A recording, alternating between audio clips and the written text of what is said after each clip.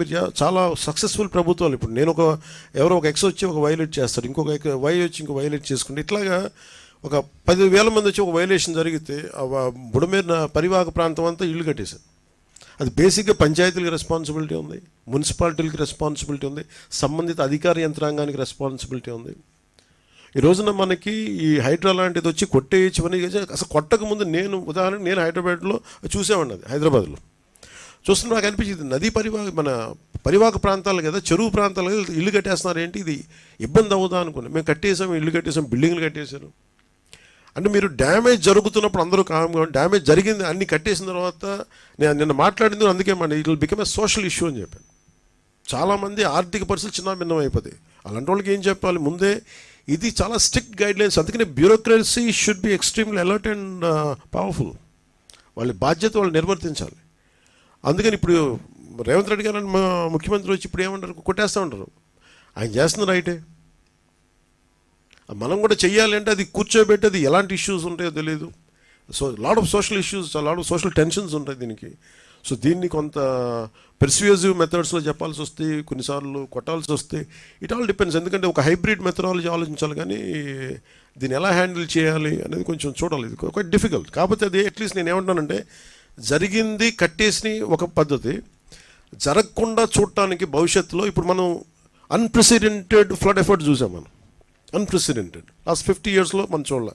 ఇంకొన్ని డేటా ప్రకారం 200 yearsలో కూడా కొన్ని ఈ ఏరియాలో చూడలేదని రికార్డ్స్లో ఉన్నాయి, ఇందాక పొద్దున్న చూస్తూ ఉంటాయి. So for example let us take 50 years record. ఈ 50 సంవత్సరాలు ఇంత అబ్నార్మల్ మనకి ఇలాంటి ఫ్లడ్ సిచ్యువేషన్ రాలా. ప్రతి 10 సంవత్సరాలకి ఈ నివాసాలు పెరిగిపోవటం, సహజంగా నది వాగులు వంకలు పొంగితే వచ్చి సహజంగా అది రీచ్ అయ్యి సముద్రానికి వెళ్ళాల్సే ఈ పరివాహక ప్రాంతాలన్నీ ఇళ్లతో నిండిపోవడం, ఆటోమేటిక్గా అటు తన్ని అవి వెళ్ళాల్సిన చోటకు కాకుండా లోపల నగరానికి వచ్చేసినాయి. సో దీనికి ఒక్క మెథడ్ ఏంటంటే, నేను మాట్లాడుతున్నప్పుడు కూడా ఈరోజు మనం ఒక వరద వచ్చింది మాట్లాడుతున్న ప్రిన్సిపల్ సెక్రటరీ గారితో కూడా అదే, మన శశిభూషణ్ గారితో అదే ప్రత్యేకించి చెప్పడం జరిగింది. ఈరోజు మన వరదలు వచ్చినాయి, ఓకే మనం కరెక్ట్ చేస్తాం, ముందుకెళ్తాం. కానీ preventive methods it should be like environment and forest and environment government of India ఎలా పనిచేస్తాం అలా పనిచేసి ప్రతిదీ everything should be on record. ఉదాహరణకి మీ శాటిలైట్ ఇమేజరీ ద్వారా ఇప్పుడు బుడమేరు ఇలా వస్తుంది అంటే ఈ చుట్టుపక్కల మొత్తం అట్లీస్ట్ ఇప్పుడు ఎంత ఆక్యుపేషన్ గురైంది, లేదంటే ఇది సహజ స్థితి, ఒక రెడ్ మార్కర్ పెట్టి దానికి కలర్ కోడ్ పెట్టి ఇది ఇక్కడ దాకా రావాలి, ఇక్కడ దాకా దీని స్టార్టింగ్ పాయింట్ ఇది, దీని పాయింట్ ఆఫ్ ఇన్సెప్షన్, దీని అన్ని రీచింగ్ పాయింట్ ఇది. ఈ మధ్యలో ఎన్ని గ్రామాలు ఉన్నాయి, ఎన్ని పంచాయతీలు ఉన్నాయి, ఎన్ని మున్సిపాలిటీలు ఉన్నాయి, ఎంత వైలేషన్ జరిగింది, ఇవి ఫోటోగ్రాఫ్ తీసి ఒకటి హైబ్రిడ్ అంటే ఒక పెర్స్యూజివ్ మెథడ్స్ అవ్వచ్చు, కొన్నిసార్లు కంపెన్సేషన్ పే చేసి వాళ్ళకి ఆల్టర్నేటివ్ చూపించి చేయొచ్చు. ఏదో ఒక 2-3 అంటే మన హైడ్రా లాగా ఒక్కటే మనకి నాకు తెలుసు పనిచేస్తుంది నేను అనుకోవట్లేదు, ఎందుకు కోర్ట్స్కి వెళ్ళినప్పుడు ఎన్ని ఉంటాయి. బట్ ఏ సంథింగ్ ఒక హైడ్రా అనేది ఖచ్చితంగా అలాంటి యాక్షన్ ఖచ్చితంగా ఉండాలి, అది ఒకటి ఖచ్చితంగా ఉండాలి. చాలామంది మనకి చూస్తే చెరువులు ఆక్యుపై చేశారు, చాలామంది నాయకులు ఆక్యుపై చేశారు. అవి ఎలా కొట్టాలి, వాళ్ళకి కూర్చోబెడితే ఎవ్రీవన్ ఈజ్ పవర్ఫుల్ ఆ ఏరియాల్లో. సో వాళ్ళని కూర్చోబెట్టి కొంత కన్విన్స్ చేయాల్సి వస్తే, వాళ్ళని విల్ఫుల్గా మన భూదాన్ మూమెంట్ లాగా వాళ్ళ సొంత భూములు ఇచ్చారు, మన భూములు మనకి భూదాన్ మూమెంట్. అలాగా వీళ్ళు చేసిన వయలేషన్స్ని వీళ్ళే స్వచ్ఛందంగా ఒప్పుకొని బయటికి వెళ్ళిపోయి ఇల్లు వాళ్ళే కూల కొట్టేసుకోవటం, అలాంటిది ఒక మెథడాలజీ. లేదంటే మిడిల్ క్లాస్ ఉంటారు, వాళ్ళు తెలియదు, వాళ్ళ అపార్ట్మెంట్ లేదు, డబ్బులు దొరుకుతుంటే ఇల్లు కట్టేసి ఉంటారు, వాళ్ళు నలిగిపోతారు. సో వాళ్ళకి ఏం చేయాలి, ఇట్లాగే చాలామందిని ఒక హ్యూమనిటేరియన్ ఆస్పెక్ట్ కూడా దీంట్లో చూడాలి. చాలామంది వాళ్ళ రిటైర్మెంట్ డబ్బులన్నీ పెట్టి వచ్చిన అపార్ట్మెంట్ కొనుక్కుంటారు. సో అట్లాగా ఈ నదీ పరివాహక ప్రాంతాలంటే మొన్న నేను ఉదాహరణకి ఒక చిన్న వైలేషన్ జరిగింది. ఫారెస్ట్ డిపార్ట్మెంటు అటవీ శాఖ పరిధిలో ఉండే అడవిలో ఒక చిన్నపాటి వైలేషన్ జరిగితే ఎంత క్లియర్ కట్గా ఉంది అంటే, 4 రోజుల ముందు లేని కట్టడం ఇప్పుడు వచ్చేసింది అనేది చాలా క్లియర్ కట్గా శాటిలైట్ ఇమేజరీ తోటి చాలా చూపించారు. అలాంటిది మనకు మెథడాలజీ ఉంది. కర్ణాటకకి వెళ్ళినా ఈవెన్ ఒక చెట్టు పడిపోతే తేడా తెలిసిపోద్ది, అంత మానిటరింగ్ ఉంది. Remote sensing, national remote sensing agency మన శాటిలైట్స్ ద్వారా. అలాంటిది ఏదో మనం దాన్ని వాడుకొని, సో వాటితోటి మనం ఒక డేటా తీసుకొని ఆ సంబంధిత అధికార యంత్రాంగానికి కావచ్చు, పంచాయతీ వ్యవస్థలకు కావచ్చు, లేఅవుట్లు వేసేస్తున్నారు. ఆ లేఅవుట్లు నదీ పరివాహక ప్రాంతాల్లో ఉన్నాయో ఇవన్నీ చూసి బాధ్యత పెట్టాలి అందరికీ. అందరూ కూర్చొని it is not just position of one ఒక ముఖ్యమంత్రి గారో లేదంటే దాని పక్కన ఉన్న సంబంధిత వ్యక్తులు కాదు, అందరికీ ఆ బాధ్యత అందరికీ తీసుకోవాలి. దాన్ని రైట్ ఫ్రమ్ పంచాయత్స్ నుంచి ఈ బాధ్యత తీసుకోవాలి లేఅవుట్స్ వేసేటప్పుడు. అలాగే లోకల్ పొలిటికల్ లీడర్స్ కూడా ఇప్పుడు వాళ్ళు ఆలోచించాలి.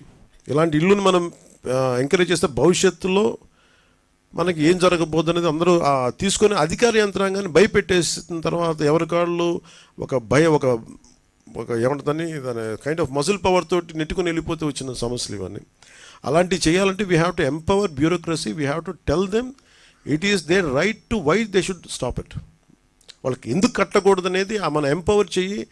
పొలిటికల్ లీడర్షిప్ వాళ్ళకి అండగా నిలబడకపోతే మటుకు ఇలాంటి వైలేషన్స్ మేము ఒక 10 years తర్వాత, ఒక 15 years తర్వాత, 20 years తర్వాత ఇంకో ప్రభుత్వం వచ్చినా కానీ ఉదాహరణకి రాదనుకోండి, బట్ చెప్తున్నాను, మనిషి ఆశావాది కదా. సో వాళ్ళకు కూడా ఇబ్బంది, అంటే మాకు కూడా భవిష్యత్తులో అందుకే ఇప్పుడు నేను కరెక్ట్ చేయాలనేది మేము చాలా నిబద్ధతతో అనుకుంటున్నాం. సో అందుకని ఎలా చేయాలనేది మీకు తెలియజేస్తాం. మనం అందరం ఇన్ఫర్మేషన్ షేరింగ్ చేసుకుంటాం ఖచ్చితంగా మీతోటి.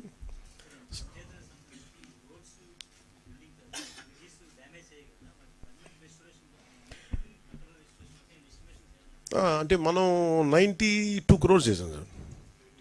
94+, 96 అంటే ముందు ఇమీడియట్ చర్యలకేమో 2.5 కోట్లు పంచాయతీల వరకు. ఇది నేను పంచాయతీ వరకు బడ్జెట్ చెప్తున్నాను.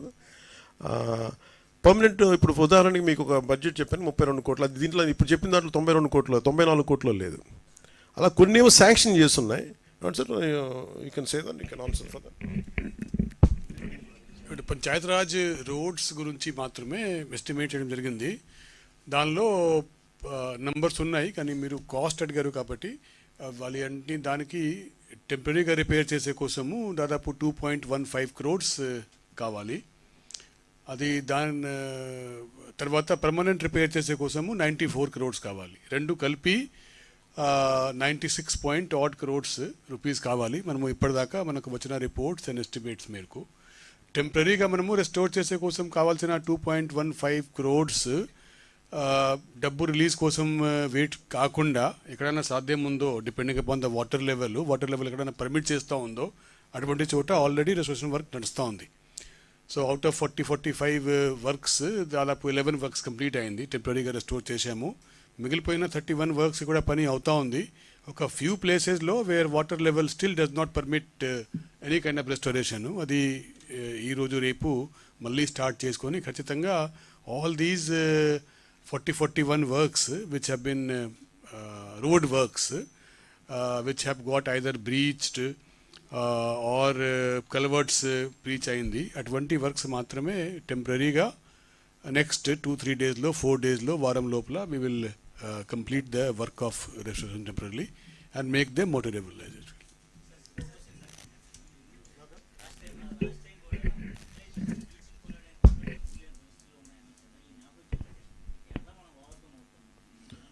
చేస్తాం కదండి. ఇప్పుడు మీకేం బ్లీచింగ్ పౌడర్ ఇప్పుడు ఇబ్బంది లేదు కదా.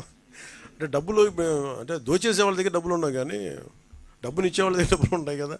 అందుకని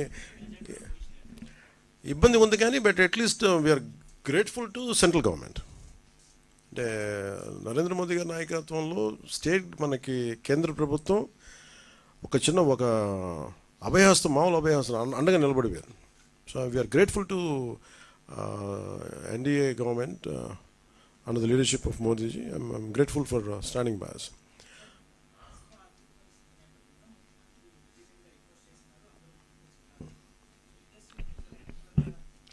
ఒకటి I tell you what is, film industry ఏంటంటే ఇప్పుడు మీరు చూస్తే మీరు డబ్బులే మాట్లాడాలంటే జగన్ గారి దగ్గర ఎక్కువ డబ్బులు ఉంటాయి.